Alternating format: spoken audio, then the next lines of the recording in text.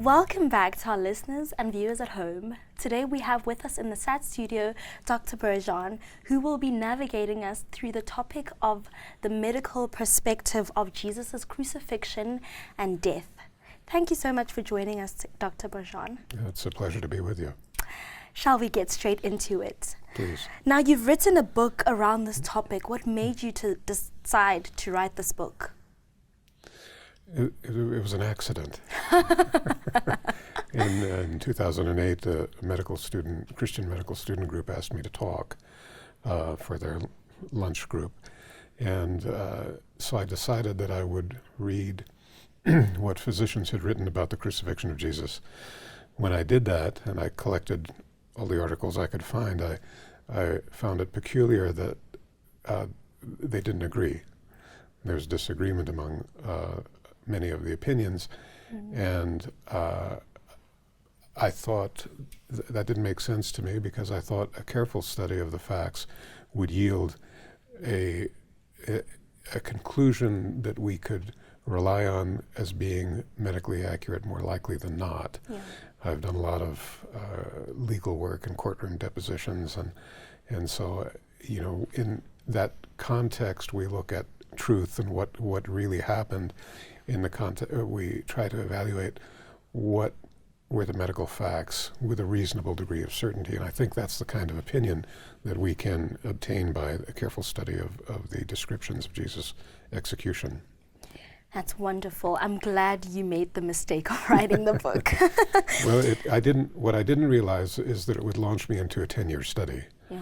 And then 2 peer-reviewed articles came out of that, and then the book was published 10 years later. Sure.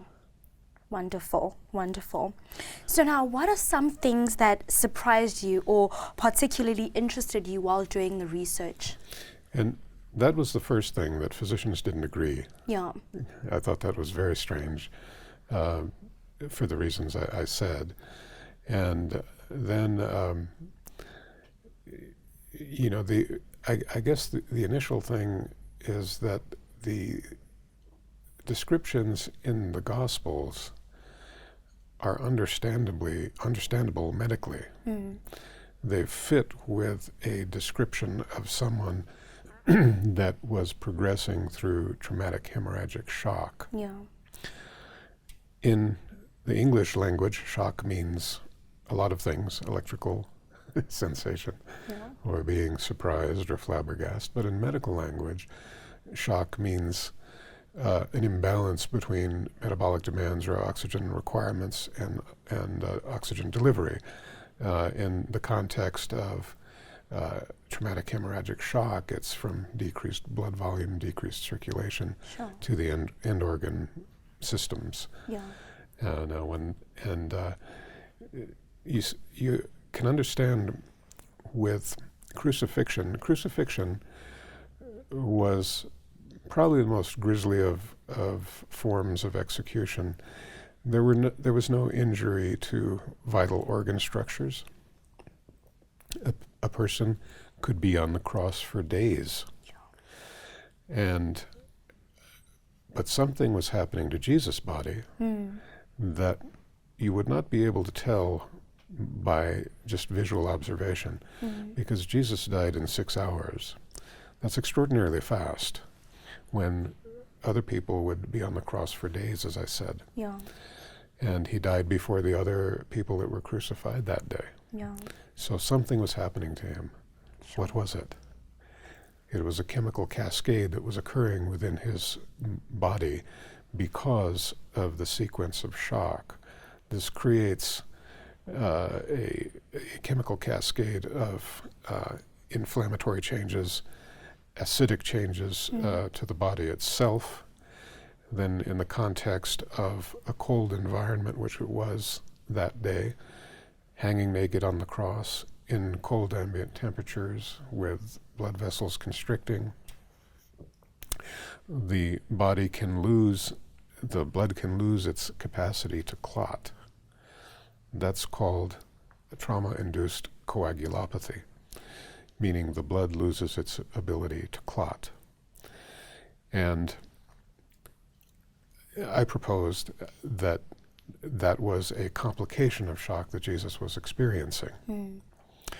It's a relatively new diagnostic observation, really started entering medical literature in the early 2000s. Of course, it would have been unknown in that time. Even in modern times, it's very difficult to manage. If somebody presents with that kind of a complication from shock, vigorous resuscitation in emergency departments, it's still very difficult to control and has a high likelihood of mortality, death. So Jesus, that's, I believe, why Jesus died so rapidly. Now, shock can kill. It doesn't have to be that he had that complication. Just the effects of shock alone will kill someone, can kill someone rapidly. Right. Your body controls the fluid balance in your body very, very tightly, really. If you get dehydrated 2-3%, you get thirsty and you drink some water and then you feel better in a few minutes, right? If you lose 10% of your blood volume, your body can start to go into shock, which is what I was talking about, the imbalance of basically circulation to the end organ system, which then creates a sort of a cascade of chemical deterioration to the body chemistry. So you can go into that kind of progression, but if you lose 40% of your blood volume, your blood pressure goes to zero.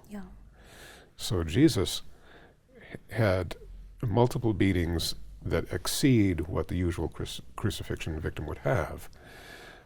He was first arrested. You can remember, if you know the Bible story, after the Passover, he went to the garden to pray. He understood what was happening. He's sweating blood. And that really happens. It's called hematidrosis. Only Luke wrote that. Luke was a physician, so, and we have to salute the physician in the Bible, Luke, because he contributed 27% of the New Testament, the largest contributor in terms of volume of text. So, hooray for the doctor in the New Testament. Right.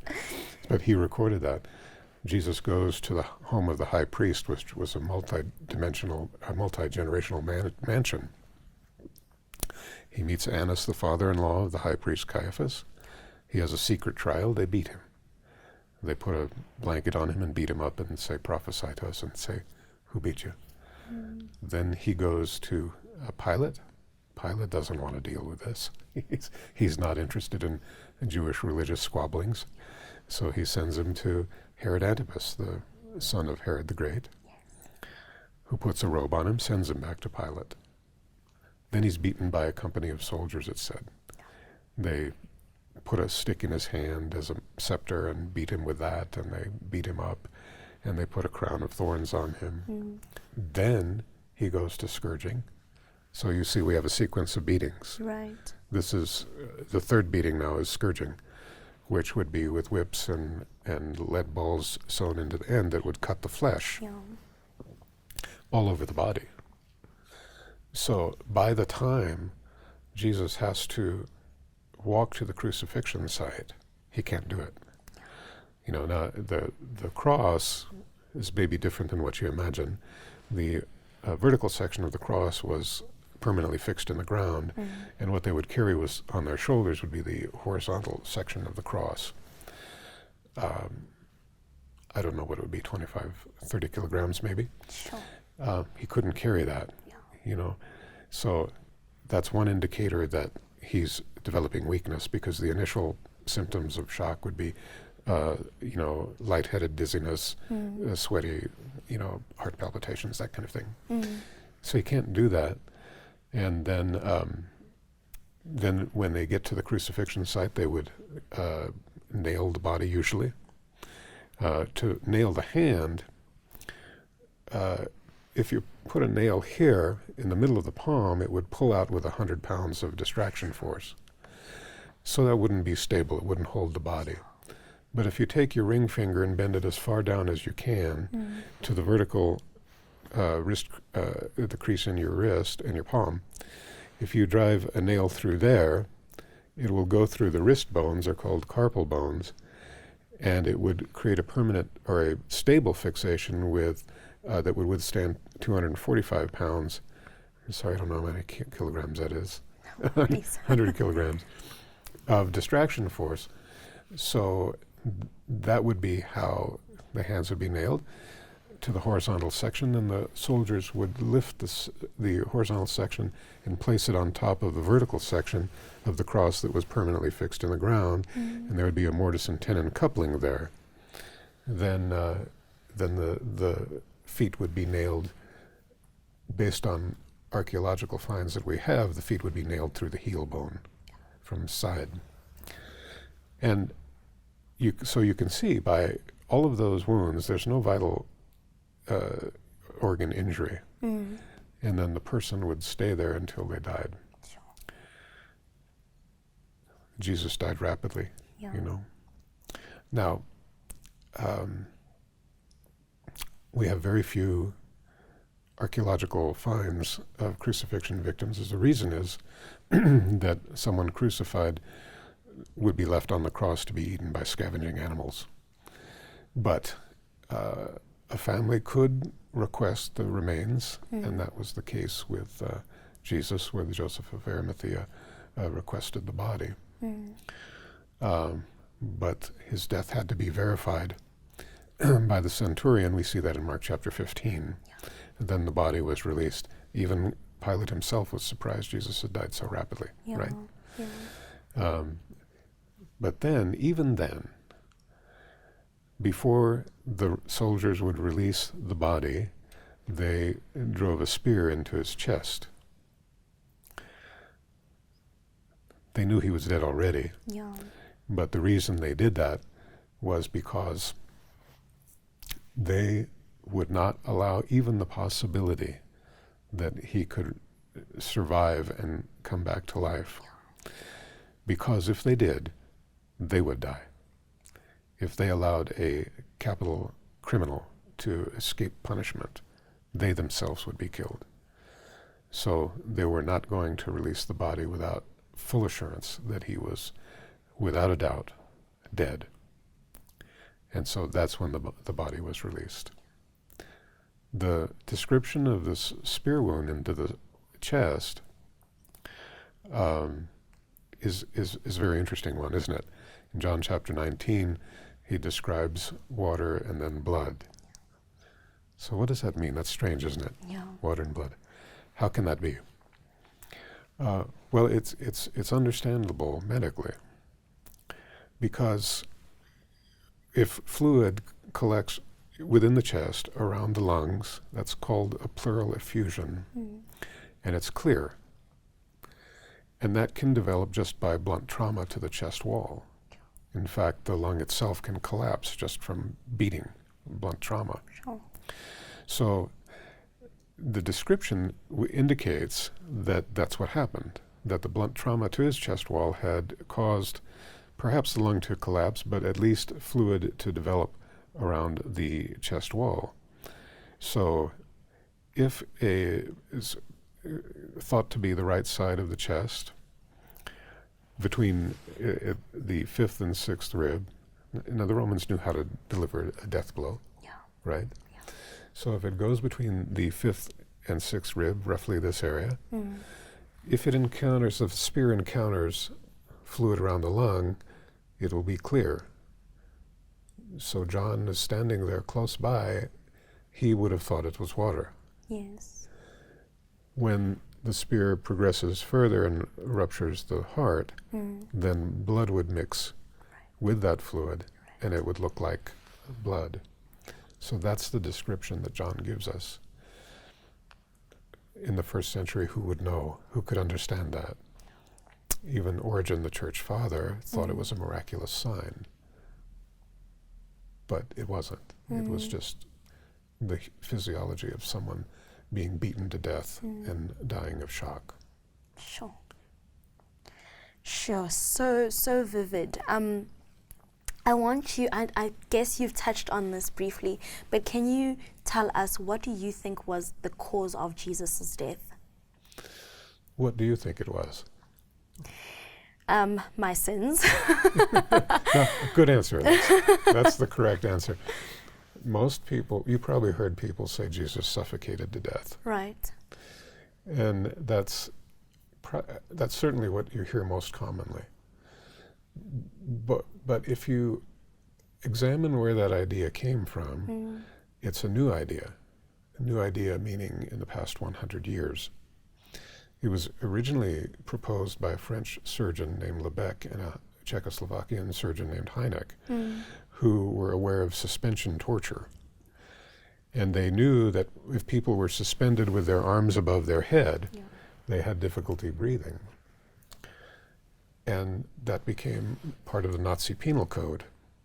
So it was a punishment in concentration camps that people would be suspended with their arms directly overhead, with their feet unsupported. Right. The horrible part of that is that they would rotate the arms behind the back and lift the arms from the back overhead like that. So it's hard to imagine it would dislocate the shoulders and be very painful. And then it would rotate the scapula, the shoulder blades, it would rotate them clockwise so that the muscles attaching to the chest wall would be pulled and the chest wall would expand, and the diaphragm, the flat muscle that separates the chest from the abdomen and it does about 60% of your respiration, would be flattened. So you have a disadvantage of all the muscular systems that deal with respiration. Suffocation is the interruption of the respiratory apparatus. Asphyxiation is the effect of oxygen deprivation. So the one leads to the other. And Dr. Barbet wrote an excellent and classic book in 1950. A French surgeon, Pierre Barbet, wrote a book entitled The Doctor at Calvary, and in his book he recounts an eyewitness account of someone that was tortured in a Nazi concentration camp and killed by suspension torture. And the torture I just described, overhead, feet unsupported, and they would actually put weights on the feet until the person was suffering and take the weights off, then put them back on. So you can understand the cruelty, right? That individual in that eyewitness account died in 3 hours. Turned blue, couldn't breathe, swollen, died. That's the description. I'm sorry to be so graphic, but I'm going to tell you. So Dr. Barbet thought, well, that must be how people died from crucifixion. And so he put that in his book, and his book became very popular. And then the idea that Jesus suffocated became part of church folklore. So every Easter, the pastor preaches a sermon about how Jesus suffocated. Dr. Barbet then thought, oh, well, they break the legs. It must be because it makes them suffocate. So that's part of, you understand that's an a priori conclusion. He had concluded, and then he fits the data to what he thought. We all do that. But truth be told, if the soldiers come and break the legs, they would have tried to produce a compound fracture, meaning the bones protruding out of the skin. And that kind of injury, someone could rapidly lose 500 to 1,000 cc's of blood. So you can understand that if you're just on the verge of dying and then you have that kind of an injury, it's going to push you over the edge and kill you. And I think it's John chapter 19 also. If you look at that, it's the Sabbath during the Passover week. They want the bodies to be taken down.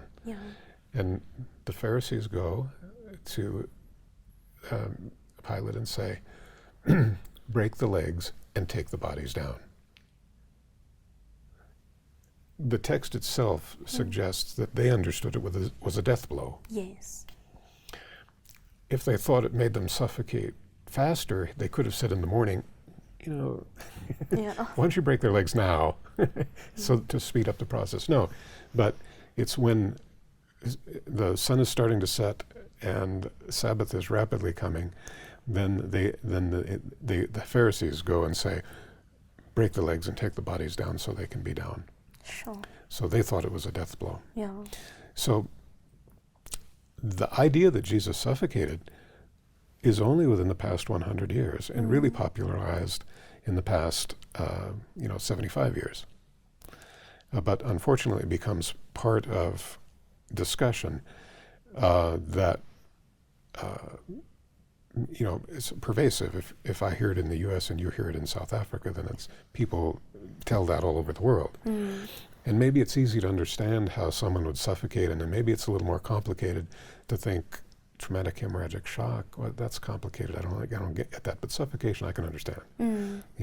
But things in biological systems don't always come to us in simple terms. Yeah.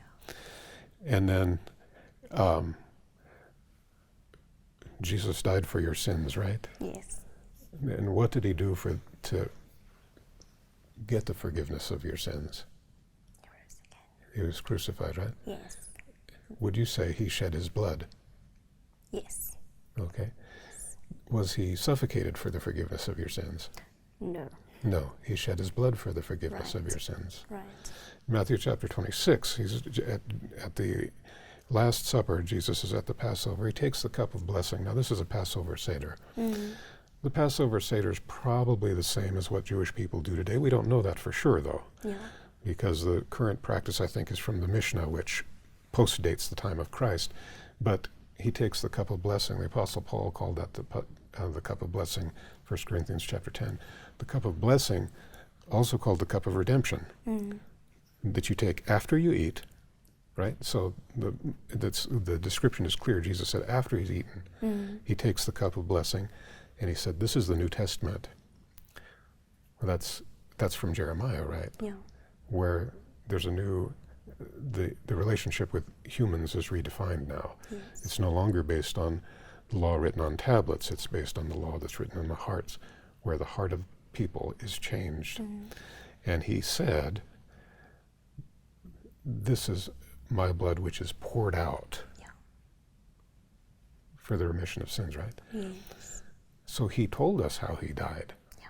His blood was poured out. He died from exsanguination, from traumatic hemorrhagic shock. That's what that is. So he told us himself how his cause of death. Now, you've actually just answered my next question, but I was going to ask, did Jesus say anything vividly about the cause of his death? Yes, I think he told us his cause of death. I didn't realize that. I spent a lot of years studying that and reading everything that physicians had written, and then afterwards I read that verse in, I think it's Matthew 26, and I thought, well, he told us. We could be a little more intelligent. That's why we need to at least be logical, medically logical about what we say. Yeah. But in the grander sense, we need to align our speech with what the scriptures teach. Right. We need to stop saying Jesus died by suffocation. He shed his blood for the forgiveness of our sins. And the importance of the blood of Jesus is enormous in Christian theology. Yeah. Sure.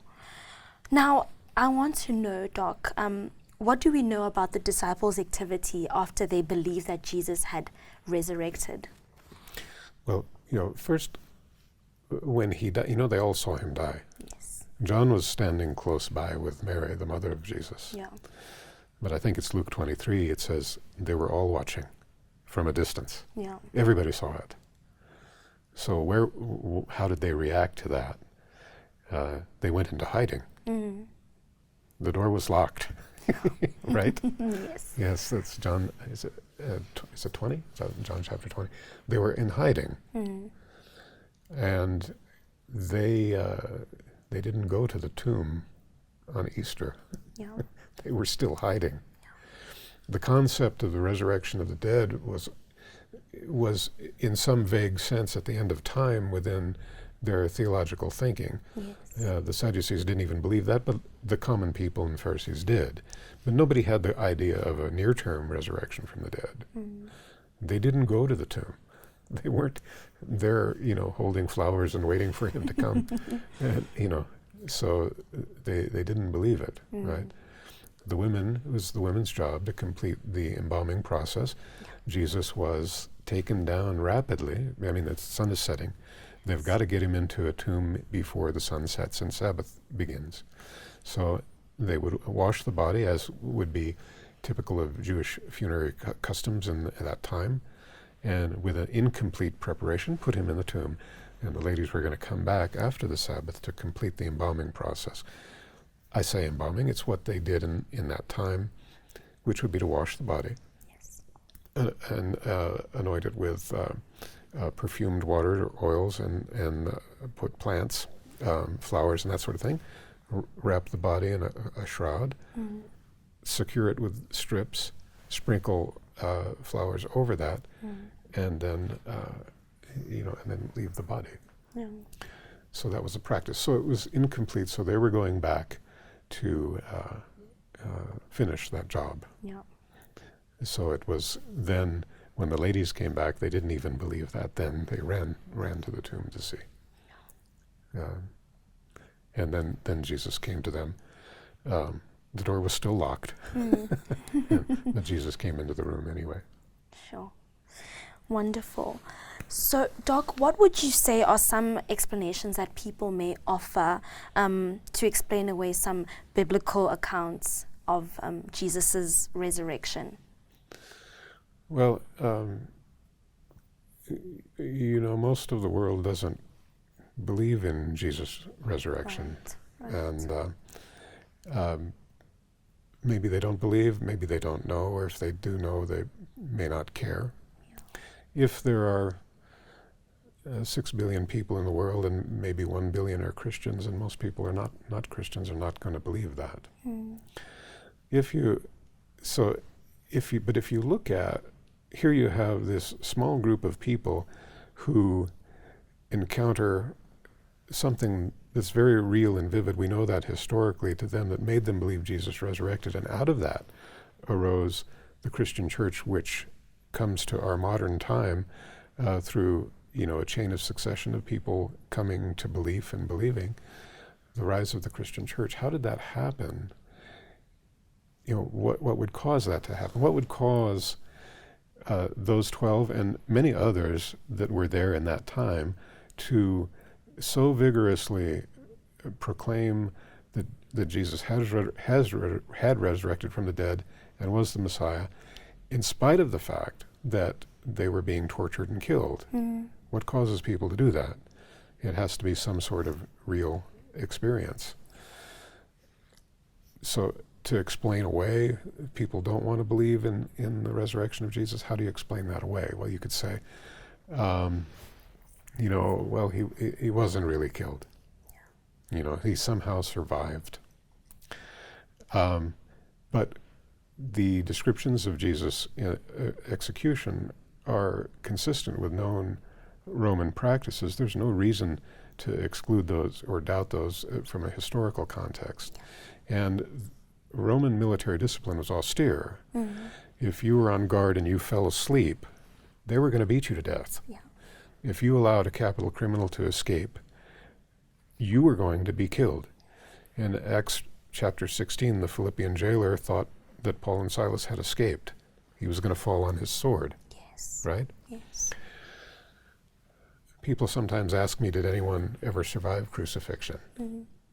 And yes, someone did. I'm not talking about Jesus, I'm talking about other cases. Josephus was a Jewish historian, and he defected, became a Roman citizen, and he wrote his histories for a Gentile Roman audience. Changed his name from a Jewish name to Flavius Josephus, a Roman name. He saw 3 of his friends being crucified during the siege of Jerusalem, where in that time they would crucify up to 500 people in a day. Sure. So he saw 3 of his friends. He was able to get a stay of execution. They took them down. 2 of them died anyway. Why? Because the effects of brutalizing the human body and causing it to go into a state of shock, even if you take someone off the cross, even in modern times, if someone progresses into shock, they can progress to a state where if you take them and put them in an intensive care unit, normalize all their vital signs, blood chemistries, everything, they'll still die anyway, because there is a threshold beyond which the human body cannot sustain injury. So of those 3 friends of Josephus, 2 of them died anyway. One of them was nursed back to health. It's the only literary case that I know of anyone ever surviving crucifixion, and it was because of a stay of execution. Otherwise, you didn't survive crucifixion. If you were delivered to a crucifixion execution team, you did not survive that. So people want to say, well, he survived it. Well, that's not that's not logical. It doesn't fit with known history. And, you know, so some people, you know, how can you explain what the disciples believed? If people will propose different ideas like, well, they went to the wrong tomb. You know, they went to an empty tomb and they were mistaken and they thought, oh my, he's risen from the dead. But who thinks that? Yeah. Nobody thinks that's not a logical thought. Or the body was stolen. Well, why would you steal a body and perpetrate a hoax? And maybe you would, for what motivation anyone would have that, I can't imagine. But as soon as people started getting killed, that would stop. Yeah. Right? Yeah.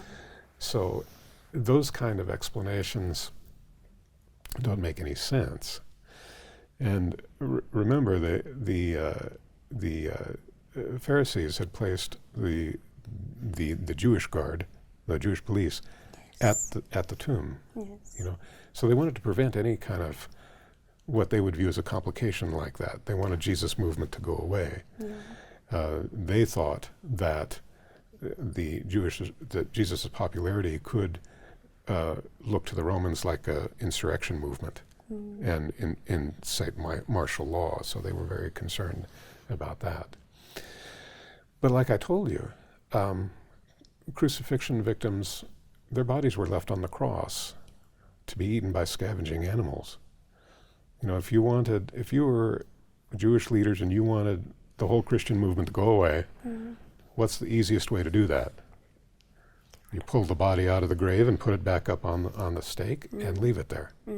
There would be no Christianity, right? So when people start looking at what were the disciples doing, well, did they go to the wrong tomb? Did somebody steal the body? Those kind of things don't make any sense, really. Yeah. And so there's logical problems. So a lot of people have gravitated towards a psychiatric sort of explanation. They were hallucinating. Right. Well, now, so these are critical theological scholars, but they've proposed a medical explanation. And I would just say the understanding is limited. They don't understand the complexities and the contingencies of making that kind of an explanation. Yeah. You know, what causes hallucinations, right?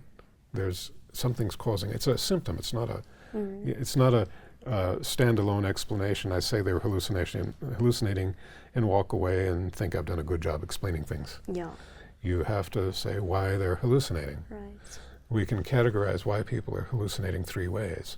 A psychophysiological problem, which would be maybe a brain tumor, some sort of activity in the brain that's causing some dysfunction that presents as a hallucination. A hallucination is an experience in one or more of the 5 senses that to the individual is real, but there's no external stimulus causing it. It's occurring in the internal milieu of the person's brain. So a physiologic problem with the brain, tumor, something like that could cause that. A chemical problem affecting the brain could cause them. There are hallucinogenic drugs. Hallucinogenic means they cause hallucinations. Yeah. Or someone that's going through alcoholic withdrawals, the delirium tremens, the DTs, you know, they might see an elephant walking in the room. They might see snakes crawling in the bed. But they're never nice hallucinations. You know, people in a state of delirium are very sick. Yeah.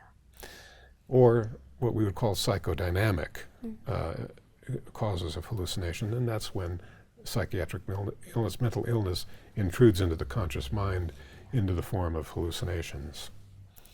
So I've seen people in all of those conditions, and they're very sick. Mm. But skeptical scholars that want to say the disciples were hallucinating, they don't understand the complexity of what they're suggesting and in their effort to try to explain away what the disciples were experiencing. Those type of medical explanations are not logical.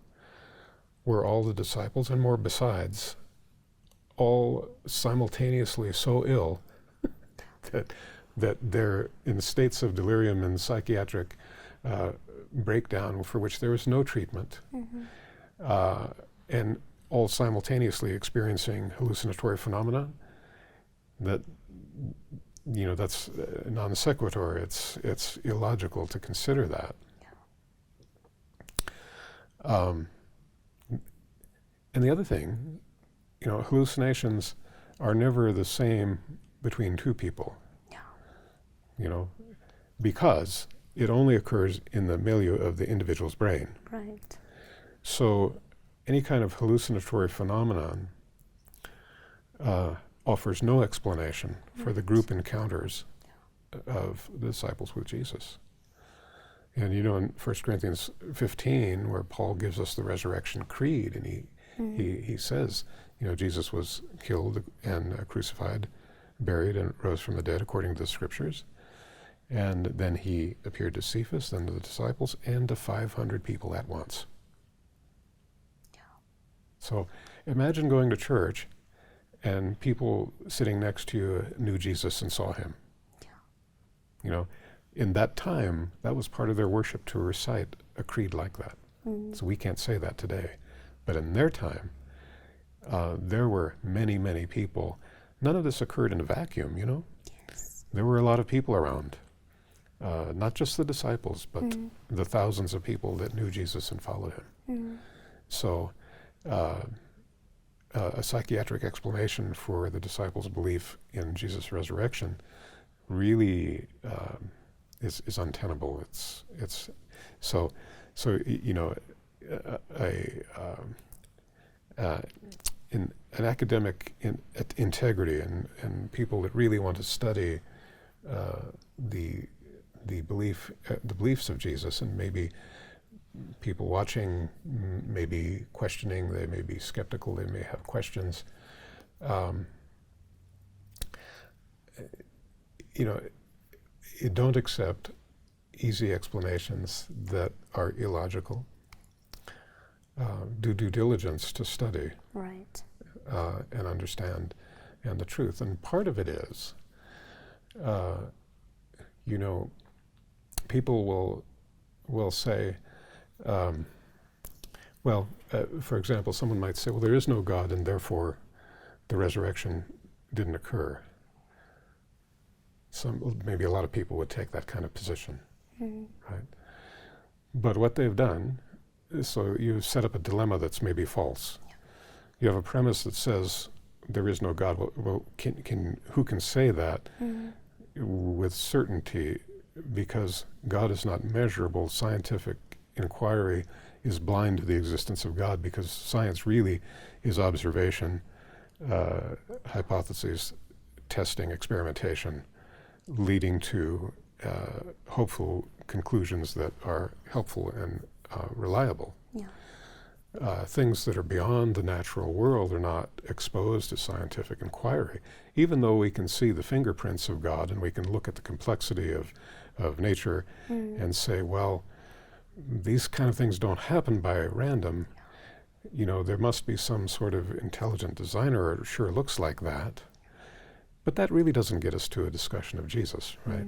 To talk about the Gospels and to study the Gospel, we must at least consider the possibility that God exists, and if he does, then an event could occur that's outside the bounds of natural law and physics.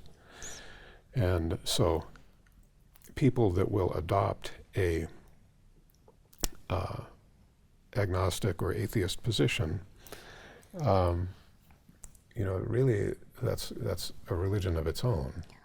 because they have adopted a belief system that is based on a premise that's not provable. It's a special assumption that they've chosen to adopt. In a sense, it's a religion. You can understand. So we must at least acknowledge the possibility of God and of a supernatural occurrence, and then we can look at the facts and say, what's the best explanation?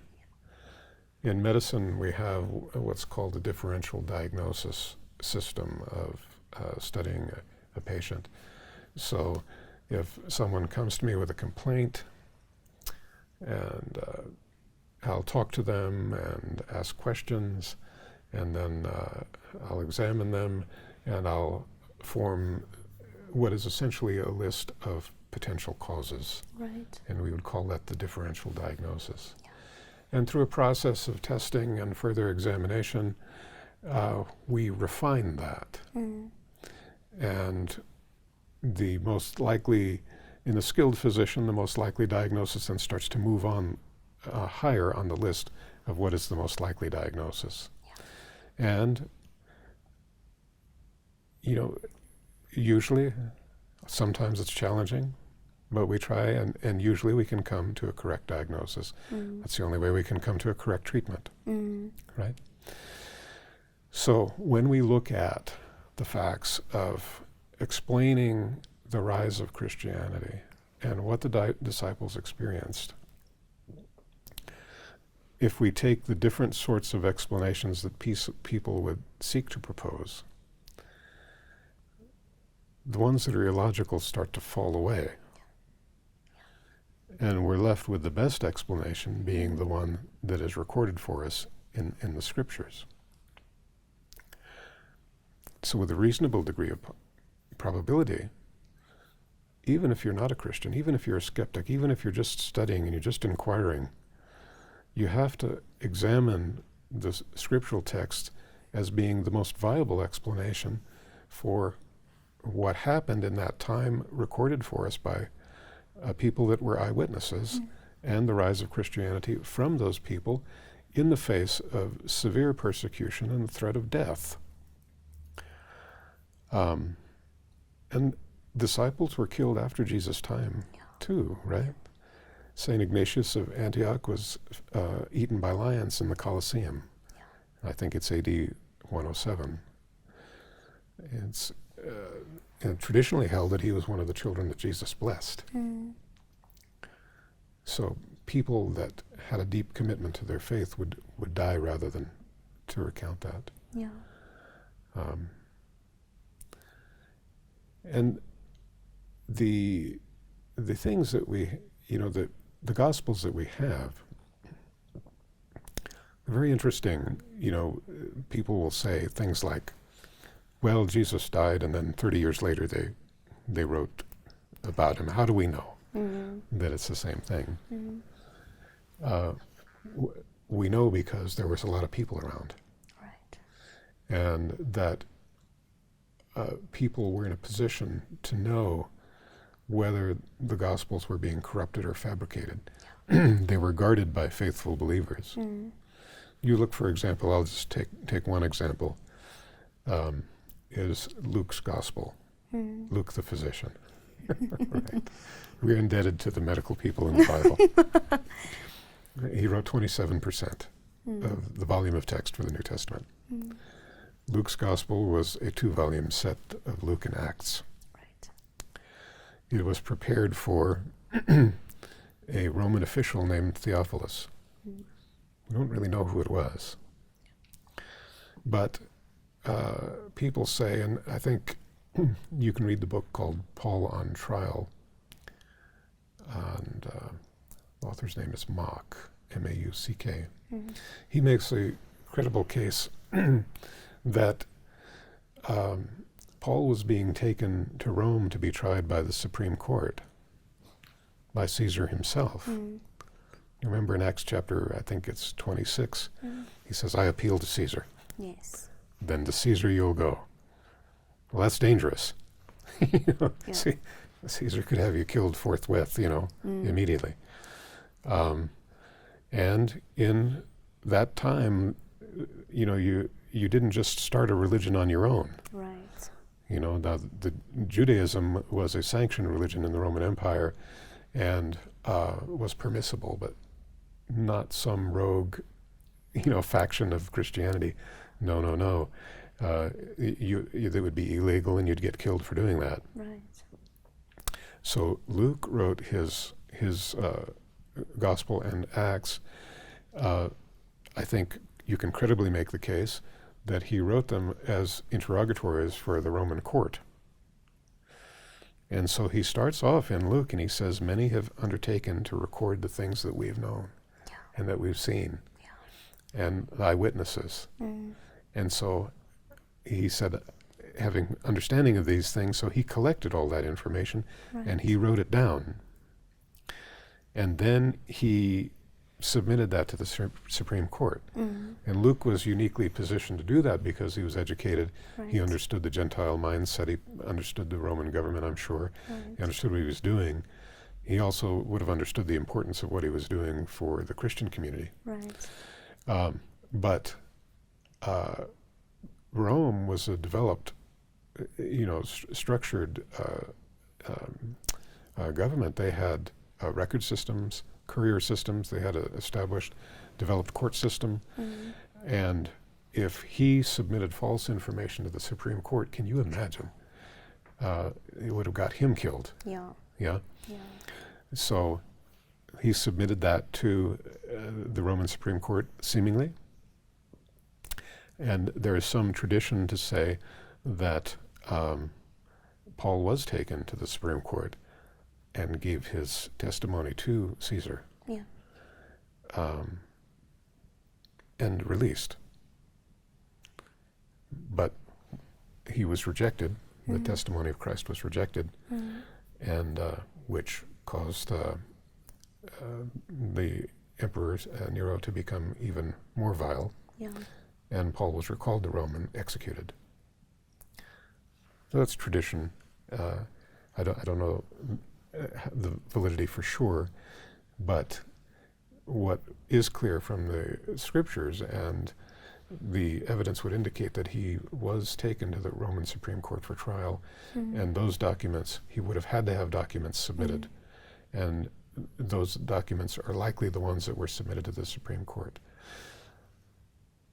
So this is occurring, so you can imagine the importance of doing that, and there's Luke traveling with Paul on the second and third missionary journey, with Paul during his house arrest in Rome.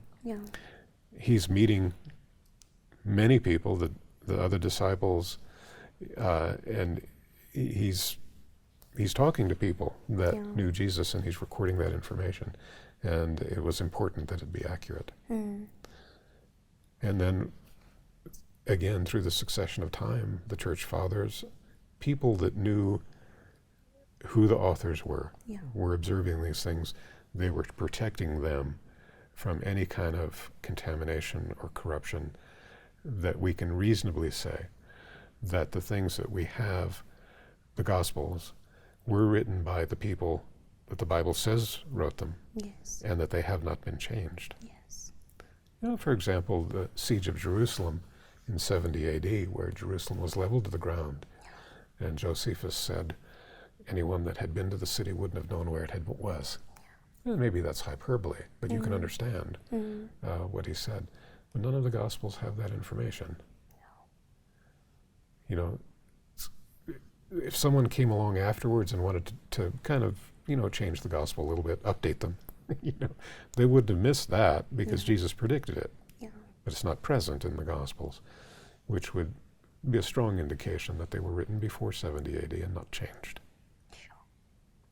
So, with reasonable certainty, we can say that the Gospels we have were written by the people that knew him best, by eyewitnesses, and that they have not been changed, and we can trust them. And the same would be said for the rest of the New Testament.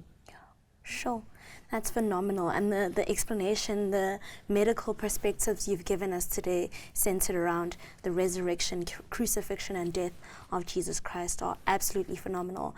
And I have no doubt that the viewers at home will love this segment, and I'm sure they'll want to even reach out or maybe learn more from you. So would you just give us some contact details? How can they contact you? Yes, I have a website called Medical Doctor Examines Jesus. And I post some things there and some interviews and different things. And they can reach out to me through the website itself. If they have questions, I try to be good about answering and responding. And then I have a YouTube channel that I put some interviews and different things also. Same title, Medical Doctor Examines Jesus on YouTube. And the book that I've written, I've made into an audiobook format so that you can listen for free. And it's good if you have the book because there are pictures and footnotes and different things. But you can listen to it. I'll read it to you. So if the medical thing's a little hard to understand, I've solved that problem. I'll read it to you. And then, so I've tried to make it as accessible as possible. Wonderful. Thank you so much, Dr. Bergeron, and thank you for being here with us in the SAD studio today. No, it's a pleasure. Thank you.